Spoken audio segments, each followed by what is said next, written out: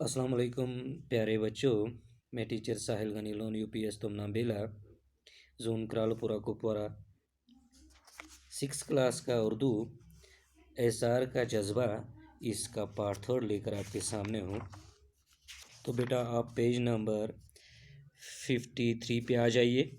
तो आज हमें यहाँ से पढ़ना है। तो बेटा मैं पढ़ूँगा, आप मेरे साथ रहिए। तो और आप भी अपनी किताब पे पढ़ने की कोशिश करेंगे। जैन जब घर से निकला तो इससे ये मालूम ना था कि किधर जाना है। उसने कदम क्या बढ़ाए कि उसका रास्ता खुद ही उससे मंजिल की तरफ खींचता गया। वो अपने शहर से बहुत दूर जाकर एक फैक्ट्री में मुलाजिम हो गया और अपनी अनथक मेहनत के ज़रिए तरक्की करता हुआ 10 बरस के अंदर ही फैक्ट्रियों के एक तवील सिलसिले का जनरल मैनेजर बन गया। अब वो एक रईस घराने का दामाद भी था। एक दिन वो अपनी कोठी के लान में बैठा अखबार पढ़ रहा था कि इसकी नज़र एक इश्तिहार पर पड़ी।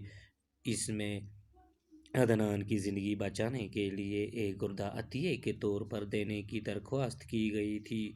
उस ज़माने में जबकि हज़ारों रुपए खर्च करके भी ढंग का गुर्दा हासिल करना आसान काम नहीं था, भला अतिये के तौर पर उसे गुर्दा कौन देता।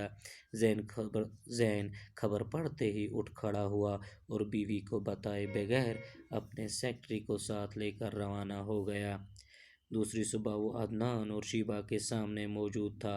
बाप की हालत देखकर जैन देर तक उसका हाथ अपने हाथ में लिए रोता रहा। वो माँ के गले लगकर भी देर तक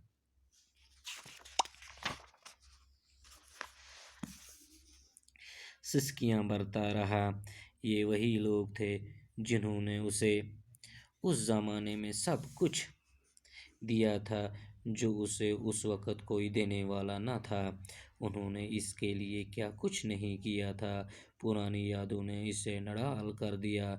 वो दो शख्सियतें जिन्हें वो हमेशा पूछता रहा था अब महज हड्डियों के ढांचों की शक्ल इख्तियार कर चुकी थीं। कुछ देर बाद उसने खुद को संभाला, फिर डॉक्टरों से मशवरा करने निकल पड़ा। दूसरे दिन अदनान का ऑपरेशन कर दिया गया। जैन ने अपना एक गुर्दा बाप की नज़र करके उसकी जान बचाई। वो चाहता तो दौलत के बलबूते पर एक गुर्दा किसी से हासिल कर सकता था, लेकिन एक तो अदनान की हालत इस कदर ख़राब हो चुकी थी कि एक दिन का इंतज़ार करना भी खतरे से खाली न था। वो दूसरे वो इस सआदत को हाथ से जाने नहीं देना चाहता था। सेहतयाब होने पर वो उन दोनों को अपने साथ ले आया। इसकी बीवी बड़ी नेक दिल खातून थी। अचानक अपने ससुराल सास ससुर को घर में पाकर बाग बाग हो गई। जैन ने अपने छोटे भाइयों को भी तलाश करके राह रास्त पर लगा दिया। अपने रसूख से इन्हें अच्छे ओहदों पर मामूर कराया और यूं सब हंसी खुशी दिन गुजारने लगे।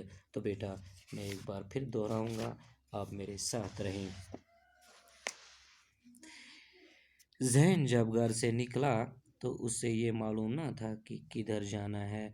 उसने कदम क्या बढ़ाए कि उसका रास्ता खुद ही उसे मंजिल की तरफ खींचता गया। वो अपने शहर से बहुत दूर जाकर एक फैक्ट्री में मुलाजिम हो गया और अपनी अनथक मेहनत के ज़रिए तरक्की करता हुआ 10 बरस के अंदर ही फैक्ट्रियों के एक तवील सिलसिले का जनरल मैनेजर बन गया। वो अब एक रईस घराने का दामाद भी था। एक दिन वो अपनी कोठी के लान में बैठा अखबार पढ़ रहा था। उसकी नज़र एक इश्तिहार पर पड़ी। इसमें अदनान की ज़िंदगी बचाने के लिए गुर्दा अतिये के तौर पर लेने की दरख्वास्त की गई थी। उस ज़माने में जबकि हज़ारों रुपए खर्च करके भी ढंग का गुर्दा हासिल करना आसान काम नहीं था, भला अतिये के तौर पर उससे गुर्दा कौन देता। जैन खबर पढ़ते ही उठ खड़ा हुआ और बीवी को बताए बगैर अपने सेक्रेटरी को साथ लेकर रवाना हो गया। दूसरी सुबह वो अदनान और शीबा के सामने मौजूद था। बाप की हालात देखकर जैन देर तक उसका हाथ अपने हाथ में लिए रोता रहा। वो माँ के गले लगकर भी देर तक सिसकियाँ बरता रहा। ये वही लोग थे जिन्होंने उसे उस वक्त اس زمانے میں وہ سب کچھ دیا تھا جو اسے اس وقت کوئی دینے والا نہ تھا۔ انہوں نے اس کے لیے کیا کچھ نہیں کیا تھا۔ پرانی یادوں نے اسے نڈال کر دیا۔ وہ دو شخصیتیں جنہیں وہ ہمیشہ پوجتا رہا تھا اب محض ہڈیوں کے ڈھانچوں کی شکل اختیار کر چکی تھی۔ کچھ دیر بعد اس نے خود کو سنبھالا، پھر ڈاکٹروں سے مشورہ کرنے نکل پڑا۔ دوسرے دن عدنان کا آپریشن کر دیا گیا۔ زین نے اپنا ایک گردہ باپ کی نظر کر کے اس کی جان بچائی۔ وہ چاہتا تو دولت کے بل بوتے پر ایک گردہ کسی سے حاصل کر سکتا تھا، لیکن ایک تو عدنان کی حالت اس قدر خراب ہو چکی تھی کہ ایک دن کا انتظار کرنا بھی خطرے سے خالی نہ تھا، اور دوسری وہ اس سعادت کو ہاتھ سے جانے نہیں دینا چاہتا تھا۔ صحت یاب ہونے پر وہ ان دونوں کو اپنے ساتھ لے آیا۔ اس کی بیوی بڑی نیک دل خاتون تھی، اچانک اپنے ساس سسر کو گھر میں پا کر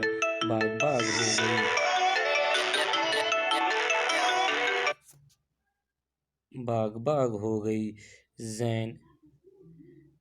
زین نے اپنے چھوٹے بھائیوں کو بھی تلاش کر کے راہ راست پر لگا دیا، اپنے رسوخ سے انہیں اچھے عہدوں پر مامور کرایا، اور یوں سب ہنسی خوشی دن گزارنے لگے۔ تو بیٹا، آج اتنا ہی۔ اس کے ساتھ ساتھ آج کا ہمارا یہ ٹاپک بھی ختم ہو گیا۔ کل ہم اس کے فرہنگ اور سوالات جو ہے وہ کرنے کی کوشش کریں گے۔ تو آج اتنا ہی، شکریہ۔ گھر میں رہیں، خوشحال رہیں جب تک یہ وبا کا خاتمہ نہ ہو جائے۔ شکریہ۔ السلام علیکم۔